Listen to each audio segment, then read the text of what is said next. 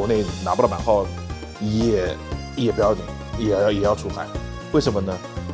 因为出海这个事情的根本目的不是国内有没有市场，能不能出版这个表面现象，根本目的是为了要跟全球竞争。全宇宙的玩家，各位好，我们是 NSL。今天我们邀请到了 Gamecult 的聂总，给我们讲一下游戏行业的一些趋势，还有聂总的一些见解。好，大家好，我是 Gamecult 聂军。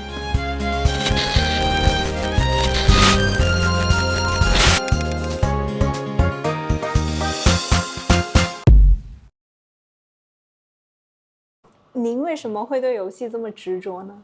首先当然是自己爱玩，爱玩游戏。第二是游戏其实给到了我的人生一个很大的一个建设，就我发现我的人生的过程，包括我的思想，是游戏塑造过来的。而塑造完之后，至少相对于现在，我不觉得它是不健康的，它其实反而比很多时候都健康。然后在游戏行业里面，我也觉得我很多身边的朋友，并不是因为玩游戏就变得很不健康，反而我觉得他比非游戏要更健康。然后至少在独立游戏行业，我们的朋友是很纯真的。我身边有很多朋友，他的生活是因为游戏而有一个不错的生活的。倒不是说一定开发游戏行业，但是他会因为游戏给到他的成长和对内心的建设，而获得一个现在不错的一个人生。所以我是觉得游戏，它有一个会让孩子上瘾的一面，这肯定会有的。但是利用得好，它是能够给孩子建立一个很好的一个人生的观念的。像我身边的朋友，有些有游戏高手、有些大佬，包括我们的这个店的合伙人三郎啊，平民玩三郎，他是有女儿的。那我们这些朋友，他的女儿孩子，本来父母就是玩游戏的嘛，搞游戏行业的嘛，肯定不会阻止孩子玩游戏了。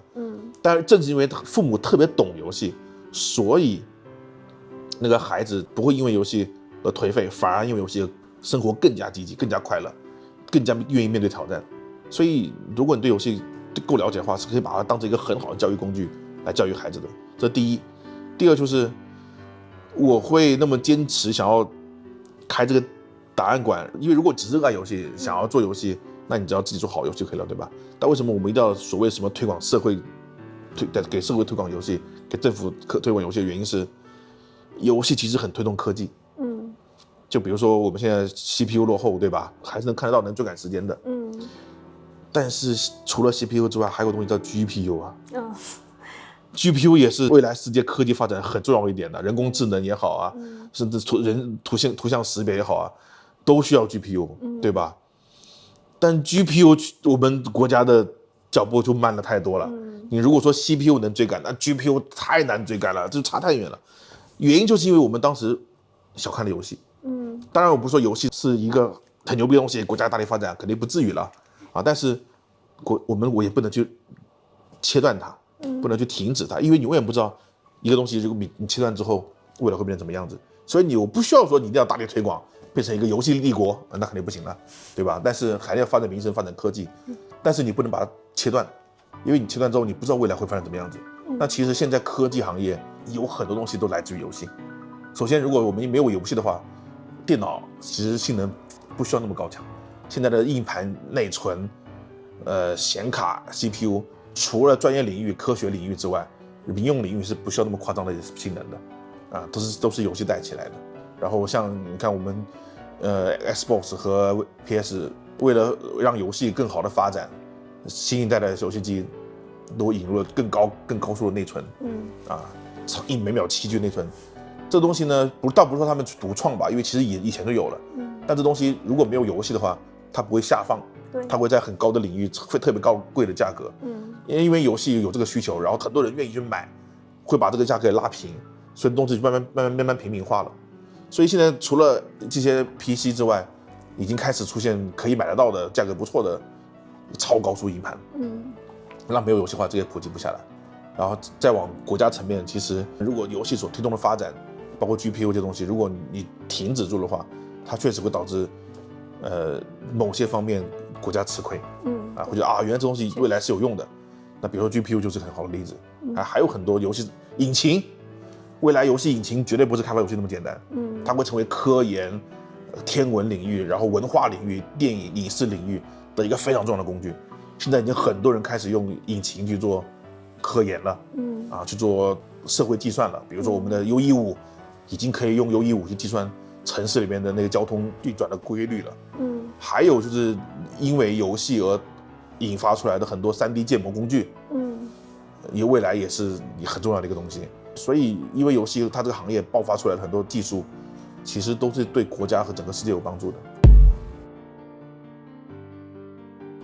传统的单机游戏相对于网游还有手游来说，可能盈利能力比较差，然后这也是很多制作人他望而却步的原因。所以说最近出现了一种叫 DLC 的，然后就是你可以通过购买 DLC， 然后增加那个游戏公司的一些现金流。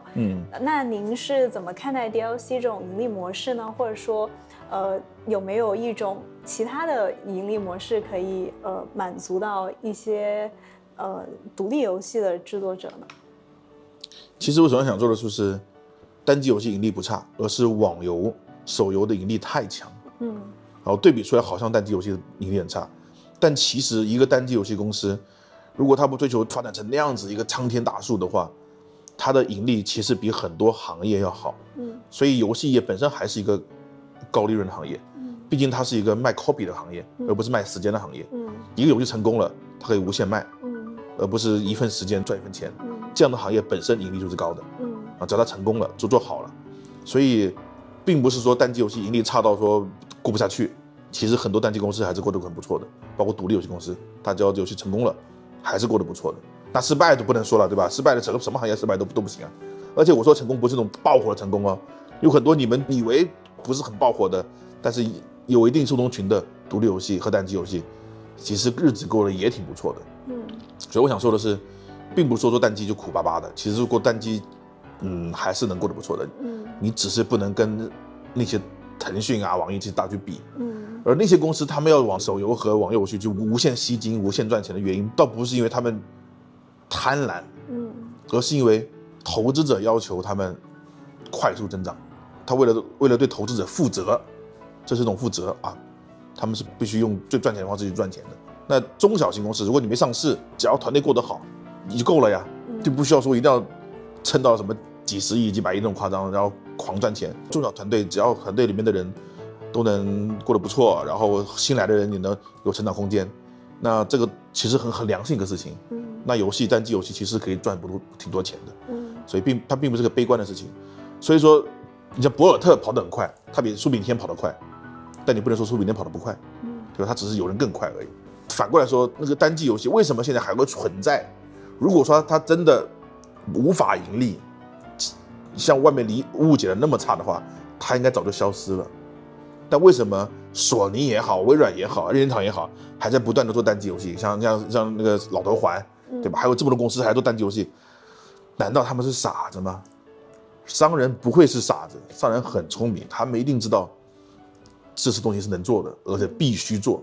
为什么呢？因为手游和网游是赢家通吃的东西。出了一个王者荣耀，你就出不了第二个手机 mobile 游戏了。出了个英雄联盟，你就出不了第二个电脑 mobile 游戏了。出了一个魔兽世界，你就出不了第二款那么大型的那个网络游戏了。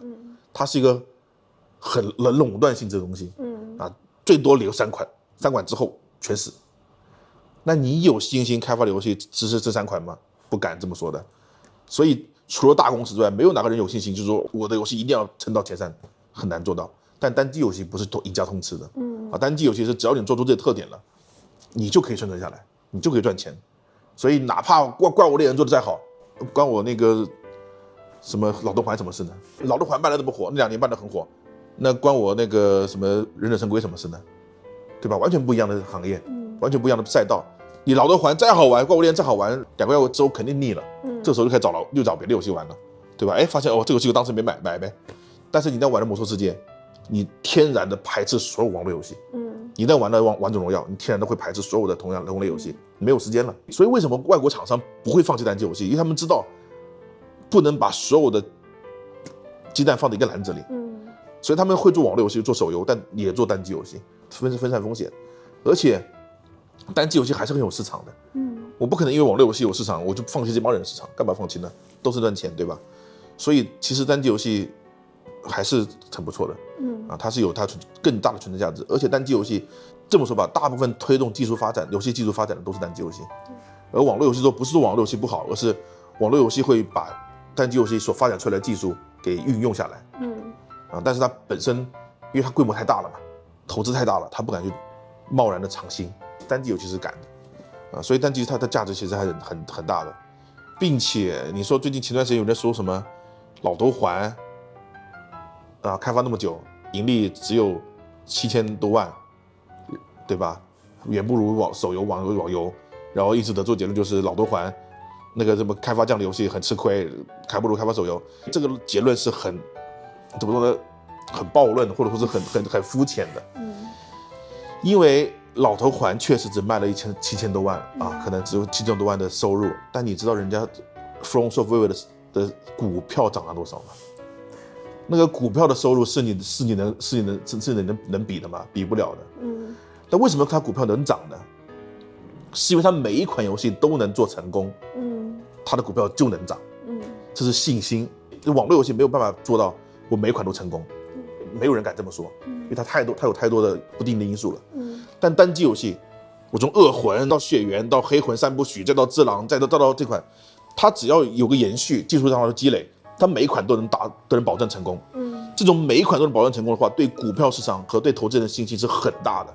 这方面的增值远比你赚的钱要多。对大部分来说都是你愿意投一个现在很屌，但下一次可能就直接死亡的公司，还是愿意投一个看上去好像赚的不是很多，但每次都有的赚的公司呢？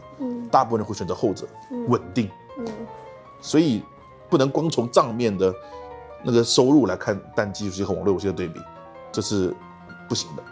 你看人家刺客信条赚的钱确实没网络游戏多，但每年都在不断的出，他们的价值就是不断的涨。反过来说回 DLC 说太多了。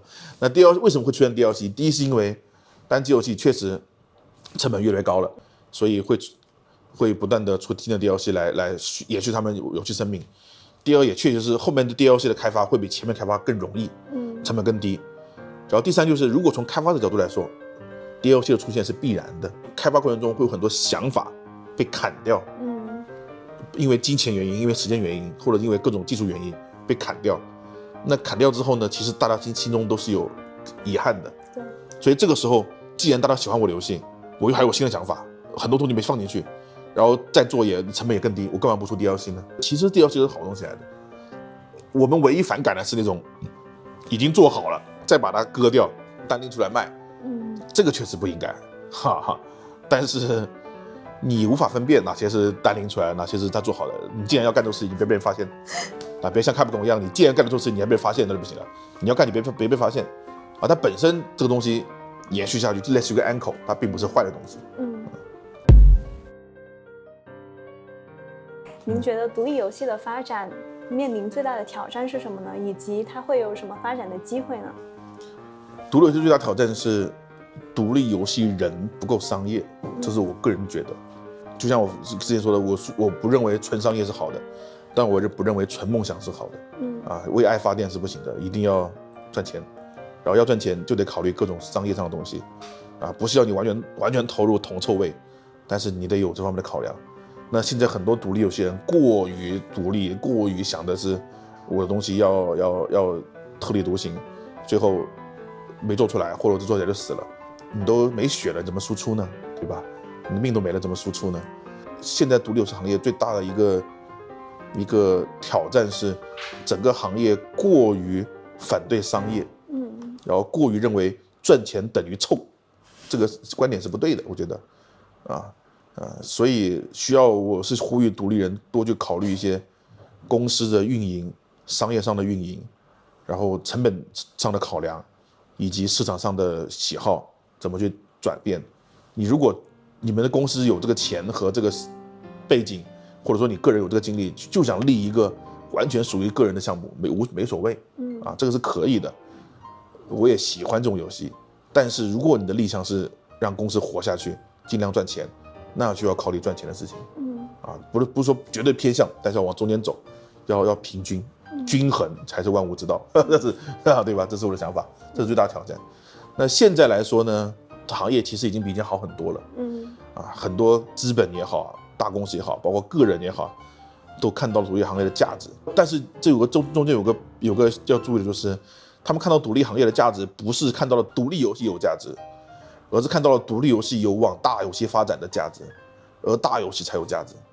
就2A 不是说那种3A 那种顶级的但是2A 级别的游戏，它能带动技术发展，带动各种发展，带动整个行业的发展，它是有价值的但这个价值得来源于独立游戏。但如果只做独立游戏，这辈子我就只做独立游戏，只做小游戏，价值很低。这个行业要有这些小游戏，但我们这个国家也好，这个行业也好，不能只有小游戏，一定要往大的发展所以这也是投资人看重的。往中型公司、中大型公司发展，你也得有这方面的商业眼光去考量。所以这才是最大的挑战和机遇。我认为未来独立游戏公司会不断的出现，但也会不断的死亡。独立游戏死亡远比大公司要更快、更多。那能够活下来并且做好的、做出成绩的，都是那个老板或者说领航人，都是有的一定的商业思考，并且目标是稍微放得更大一点的，才有可能存活下来。如果只是小打小闹，那就作为个人作品没问题。但如果你开了公司还想小打小闹，那未来是这个机遇是拿不到的。最近元宇宙比较火，然后也有很多人会把元宇宙这个概念去运用到游戏上。那您对元宇宙这个概念有什么看法呢？首先，元宇宙的概念对玩家来说就很老生常谈了，只是以前没有这个名字。但元宇宙所想的东西，作为玩家以前早就想过了作为游戏开发者早就想过了。然后因为元宇宙而干这行的那从业者，会因此为了把元宇宙跟游戏区分开来，给元宇宙下了很多定义。比如说什么元宇宙一定要是可以用户生产用户自己生产自己的内容，而不像以前游戏是只是消费，然后还有很多各种定义。但其实这些定义以前游戏里面也有如果了解游戏的话，其实游戏早就有这东西了。我只能这么说，元宇宙是游戏的另外一个面。首先，游戏这2个字，包括电子游戏这4个字，有点过于限制游戏的价值了，和它的面目了。就因为这东西人类的语言是匮乏的嘛，那人类的科技发展比语言要快，所以当出现个新东西的时候，我们是无法用立马发明新语言去描述这东西的。我们只能用老的语言去赋予这个新东西的一个新名词的新的含义。这不仅是游戏业，过去所有东西都这样子的新东西出来之后，比如说以前手机刚出来的时候，我们不会叫手机，叫什么？叫大哥大。大哥大是老词了吧？就大哥嘛，对吧？是黑社会大哥嘛？为什么叫大哥大呢？是因为只有黑社会的人才用得起其实也不是了，有钱人用得起。那可能有钱人会低调一点，但只有黑社会人会那样嚷着了，所以就觉得大哥大大哥用的东西就很大，就大哥大，那就是用老词赋予新名词，对吧？但是经过了很长的演变，我们才知道大哥大这个东西并不该叫大哥大，因为这个它的范围太窄了，它限定的好像只有那样的人才能用，或者用就等于是那样的人，等于是黑社会，它这个名字是不合适的。慢慢的，我们提出了新的名字，叫手提，对吧？那时候还打出来手提，后来才转变成了手机，然后现在叫移动设备，对吧？这就是名字越来越精准。游戏也是一样的，游戏刚出现的时候，我们不知道叫什么，所以给它名叫电子游戏，因为它确实是为了玩的嘛，就是为了玩，那就叫游戏很正常。但随着社会的发展，它的创造力也好，它的价值力也好，它的推动力也好，越来越大了。游戏这2个字已经完全不能涵盖它了，所以我们一直在想要叫什么名字，想不出来，因为这个东西不是一个人能想出来的。我觉得元宇宙未来很有可能是游戏的另外一个名字，是电子游戏的另外一个幻化出来的更准确的名字。它到底是不是游戏现在的样子，或者是不是元宇宙那帮人想的样子不重要，因为那些东西早就想过了，只是能不能实现而已。哪怕实现了，它可能还是跟现在游戏很接近。它只是游戏的另外一个名字的精准化而已，对，所以不能说我反感元宇宙，因为元宇宙所展现的那个未来，我也很期待，因为那其实就是我们游戏玩家爱的未来。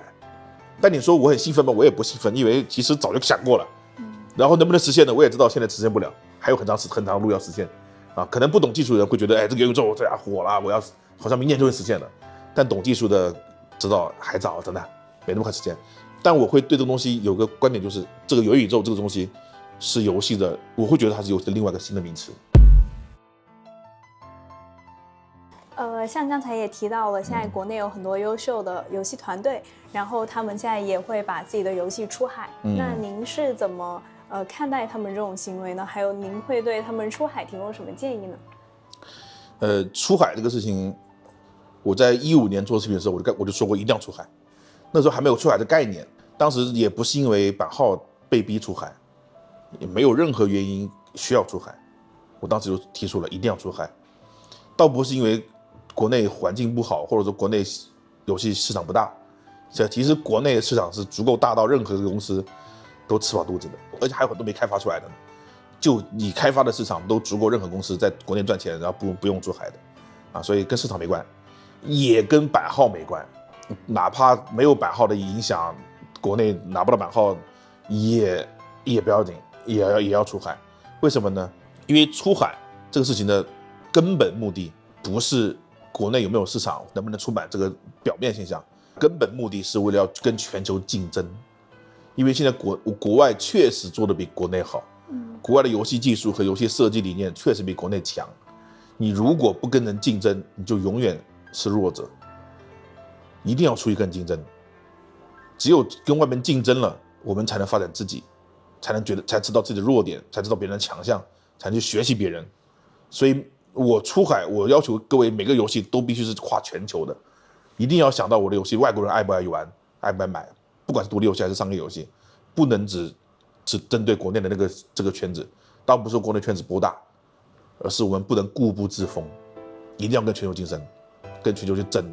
不上进就是落后，你不去跟人争，你就永远迟早有一天你就被别人给吃掉。所以出海不是为了市场，也不是为了版号，是为了自己。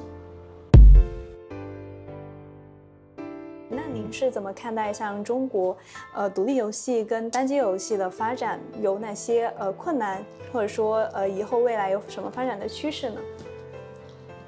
除了刚才说的那种要更加商业化，然后平衡之外，最大挑战就是基础建设，像引擎、开发工具这方面的基础建设，然后也包括社会的心理建设，然后现在其实国家是很想推动的东西的，但是很多家长还是不愿意接受。这个不愿意接受，倒不是认为真的觉得游戏不好，他们只是听说游戏不好。如果说家里有人的孩子因为游戏发生了不好的事情，什么荒废学业啊，然后乱花钱啊什么的，我是很支持家长把孩子断掉游戏的，对吧？先得把生活过好，先得把学业学好。如果这方面都控制不好，先断游戏，我觉得我支持的。